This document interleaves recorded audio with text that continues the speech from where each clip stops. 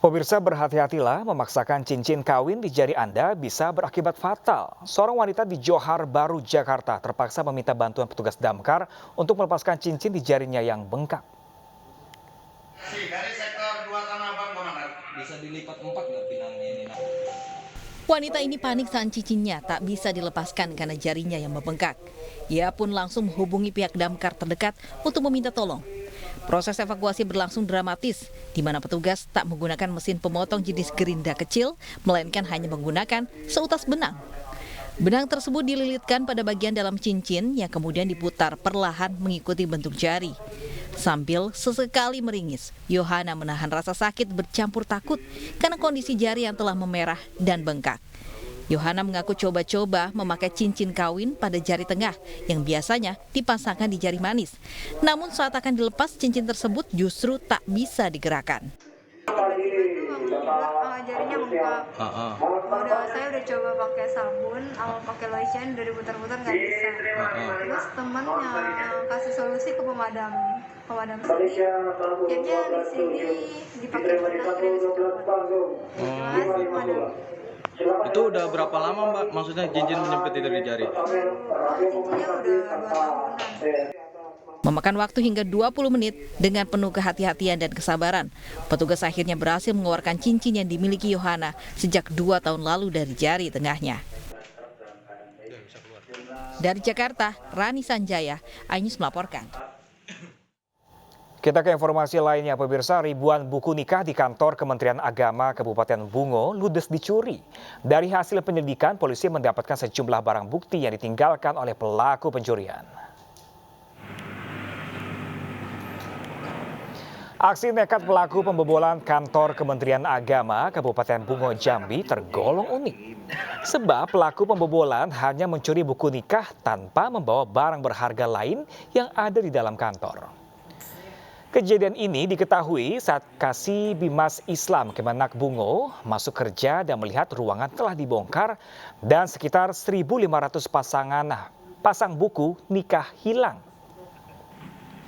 Atas kejadian tersebut, pihak kepolisian melakukan pemeriksaan terhadap 2 orang saksi untuk bahan penyelidikan lebih lanjut. Karena buku yang hilang berada di luar brankas. Jadi yang di dalam brankas sudah kita periksa masih utuh, yang di luar brankas yang diambil. Ataupun mungkin bisa mengetahui motifnya ya, kenapa yang diambil hanya buku nikah. Karena banyak barang-barang yang lain yang ada di sekitar itu. Ya, pemirsa, kericuhan antar pedagang Pasar Lelo dengan petugas Satpol PP terjadi di Serdang, Bedagai, Sumatera Utara.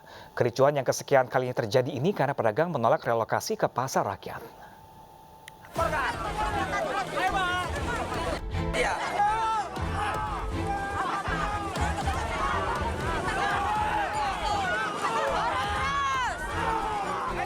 Saling dorong mobil terjadi antara petugas Satpol PP dengan pedagang Pasar Lelo di Desa Firdaus, Serampah, Sedang Bedagai, Sumatera Utara. Pedagang memaksa masuk kendaraan pengangkut barang dagangan dengan menerobos barisan petugas.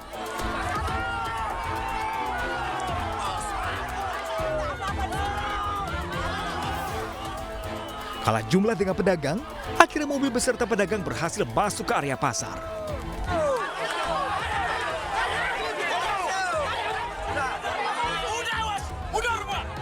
Bentrokan kembali memanas antara petugas dengan pedagang. Beruntung, kepolisian yang berjaga di sekitar lokasi melerai dan mengamankan sejumlah orang dari amukan.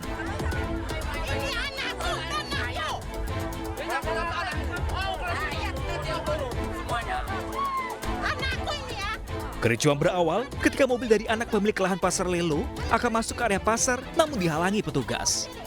Akibatnya puluhan pedagang emosi hingga akhirnya terjadi perdebatan dengan petugas Satpol PP. Anak saya yang masuk ke tempat saya sendiri aja dihalang-halangi. Anak saya, jadi di mana hak saya atas tanah saya sendiri? Selaku saya warga negara Indonesia yang taat akan hukum. Setiap minggu kami di orang-orang dengan Satpol PP. Apa kesalahan kami? Bentrokan yang kerap berulang ini adalah imbas penolakan pedagang atas relokasi ke pasar rakyat. Apa wacana pemerintah untuk hal-hal yang baik, untuk kemajuan Sedang Bedagai pasti kita terdukung. Tetapi kita melihat dari satu sisi sisi satu lagi kita melihat dari keinginan masyarakat kita. Kalau ada wacana relokasi, paling tidak kita duduk bersama seperti apa solusi baik dan bijaknya. Diketahui, relokasi sebagai langkah menata Kecamatan Serampah sebagai ibu kota Kabupaten Serdang Bedagai. Dari Serdang Bedagai, Sumatera Utara, Wahyu Rustandi, iNews melaporkan. Akibat sopir tidak mahir dan tidak konsentrasi, sebuah mobil box menabrak sejumlah lapak pasar di Banyumas, Jawa Tengah. Akibatnya sejumlah pedagang mengalami luka cukup serius karena kondisi pasar sedang ramai.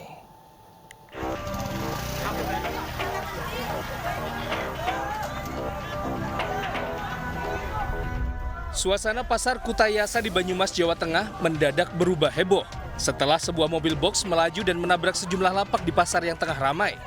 Transaksi jual beli pun buyar karena pedagang dan pembeli memilih menyelamatkan diri.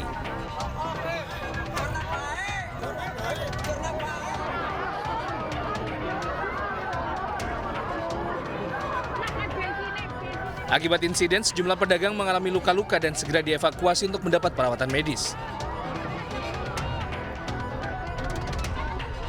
Dengan dibantu warga dan pedagang, mobil box yang terbalik lantas dievakuasi dan dibawa ke kantor polisi. Kecelakaan ini dipicu sopir yang belum terampil mengemudi dan tidak konsentrasi, sehingga salah menginjak pedal gas saat akan mengerem.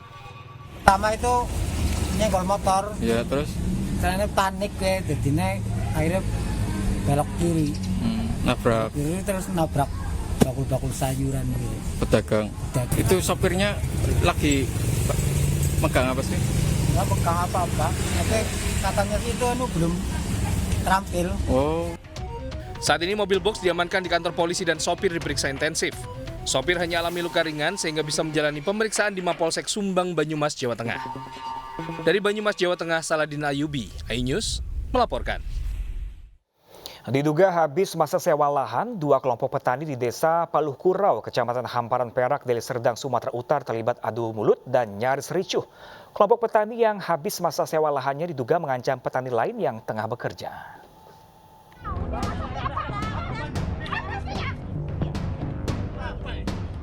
Inilah rekaman video amatir yang menunjukkan adu mulut antara dua kelompok tani.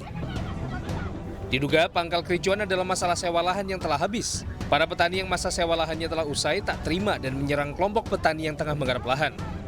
Adu mulut ini nyaris berbuntut baku hantam. Kami Pak sebagai pekerja tukang tanam ini kami sering dimaki-maki orang.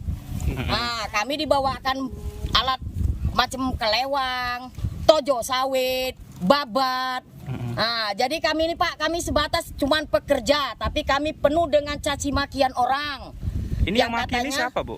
Nah, kami nggak tahu lah Pak, orang-orang yang memaki itu yang menyewa ladang. Sementara kepala desa setempat menegaskan kericuhan dipicu sekelompok orang yang mengaku-aku warga setempat dan memiliki hak tanah. Namun saat diminta bukti mereka tak bisa menunjukkan. Memang juga baru-baru ini ada orang-orang yang menyewa. Menyewa dia mengakui ingin memiliki ya, kalau nggak salah dia ingin memiliki, ingin menguasai, sehingga ada permasalahan-permasalahan yang timbul. Akibat kericuan ini aktivitas tanam padi terganggu, terlebih saat bibit padi yang sudah ditanam dirusak dan diracuni agar mati. Dari Deli Serdang, Sumatera Utara, Yuda Bahar, iNews melaporkan. Setelah dinyatakan kondisinya membaik oleh tim medis RS Bayangkara Polda Jatim, putra sematawayang Vanessa Angel dan Bibi dibawa pulang ke Jakarta. Gala digendong masuk ke dalam terminal keberangkatan domestik dengan kondisi salah satu matanya ditutup oleh perban.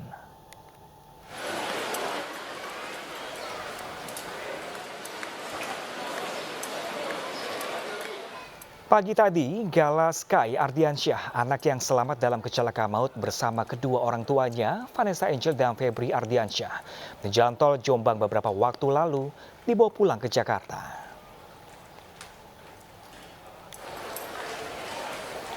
Didampingi kerabat Vanessa, Tom Liwafa, dan istri.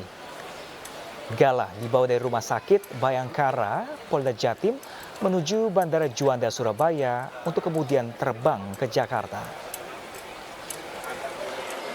Saat di Bandara Juanda, Gala dengan kondisi salah satu mata ditutup perban dan menggunakan topi digendong oleh seorang wanita masuk ke dalam terminal keberangkatan domestik.